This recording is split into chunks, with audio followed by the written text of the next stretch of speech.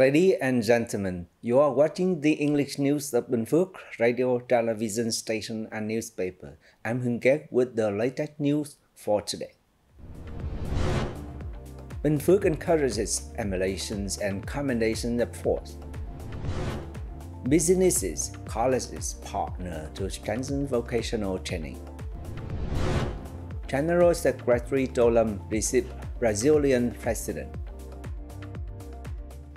Ladies and gentlemen, party member and officer must lead the emulation movement. This is a key directive outlined by the Party Committee of the Binh Phuoc Provincial People Committee in its implementation plan for Politburo Directive number 41/2024, which focuses on strengthening the party leadership in emulations and commendation work.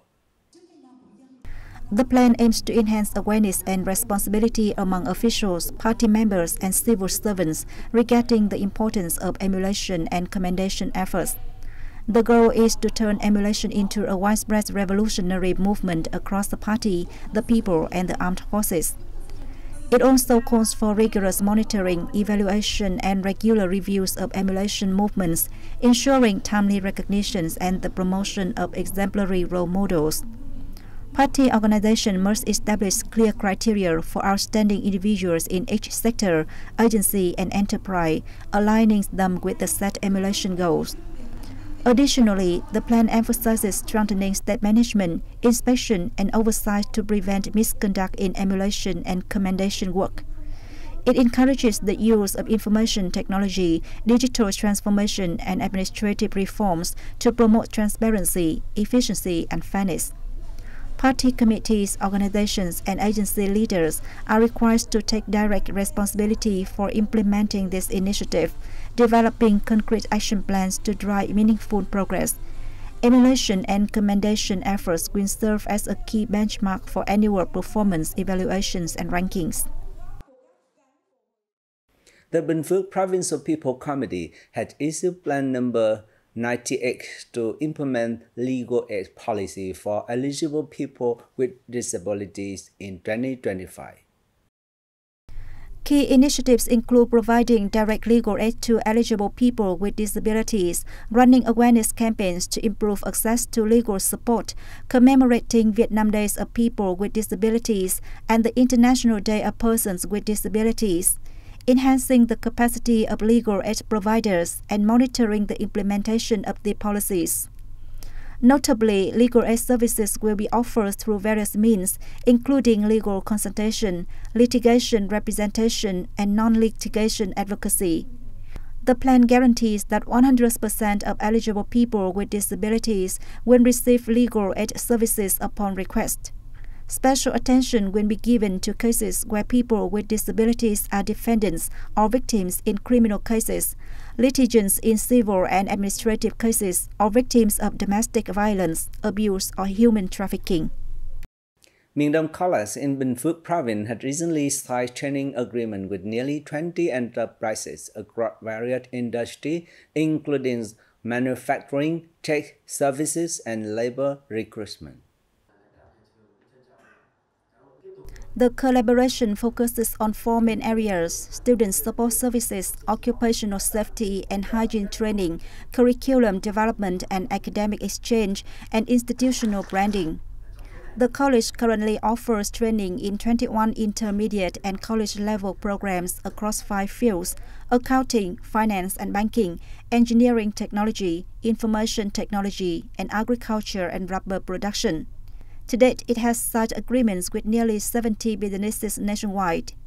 Through the partnerships, businesses will work closely with the college on training programs, provide input on curricula, and ensure that vocational training aligns with labor market demands, ultimately increasing job placement rates for graduates.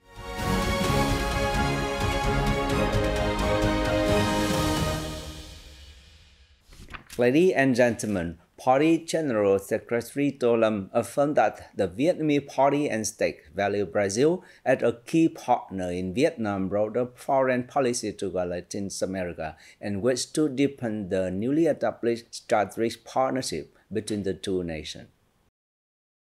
During a reception in Hanoi for Brazilian President Lula da Silva, who is visiting Vietnam from March the 27 to 29. The party chief congratulated the Brazilian government and people on their remarkable achievements under the leadership of President Lula da Silva and the Worker Party of Brazil. The hot shared Vietnam's vision and development direction for the coming year. At the same time, he praised the outcomes of the talk between President Lula da Silva and President Lương Cường, which culminated in the signing of the action plan for the Vietnam-Brazil strategic partnership for 2025-2030 period, alongside agreements spanning diplomacy, security, industry, and trade. The Brazilian president expressed his joy at the strides made in the two countries establish a comprehensive partnership during his first presidential term in 2007. The president lauded the recent upgrade to a strategic partnership in November 2024. He reaffirmed Brazil's commitment to working closely with Vietnam to materialize this new framework, along with high-level agreement and cooperation documents signed during his visit. On March the 27th to the 28th, the inaugural Global Conference on AI, Security and Ethics 2025 provided a unique forum for the diplomatic ecosystem in Geneva and the wider multi-stakeholder community to discuss artificial intelligence governance in security and defense. The rapid advancement of AI has put this technology at the forefront of global policy discussion. Policymakers and regulators worldwide have begun to recognize the urgency of shared understanding, norm, and regulation that transcend national border and individual interests, including in the context of AI application for security and defense. Against this backdrop, the United Nations Institute is launching a global conference on AI, security, and ethics, to be held annually at a flagship event that brings together the diplomatic community as well as experts from the military industry, academia, civil society organizations, and research labs to jointly consider and address the complex implications of AI for national, regional, and global security and resilience. Statistics from Vietnam Customs show that the value of tuna exports in February reached nearly $73 million, which marked a 41% increase on year and the highest level for the same period over the past 5 years. According to the Vietnam Association of Seafood Exporters and Producers, despite achieving a record export sales figure in February, Vietnam's tuna industry faces significant regulatory challenges from its key import markets, such as the European Union and the United States of America. Regulation on preventing illegal, unreported, and unregulated IUU fishing continue to be a major barrier to seafood harvest, including tuna. According to the Vietnam Association of Seafood Exporters and Producers, the tuna industry is facing numerous challenges this year in terms of resource exploitation and tax regulation from some of its major export markets.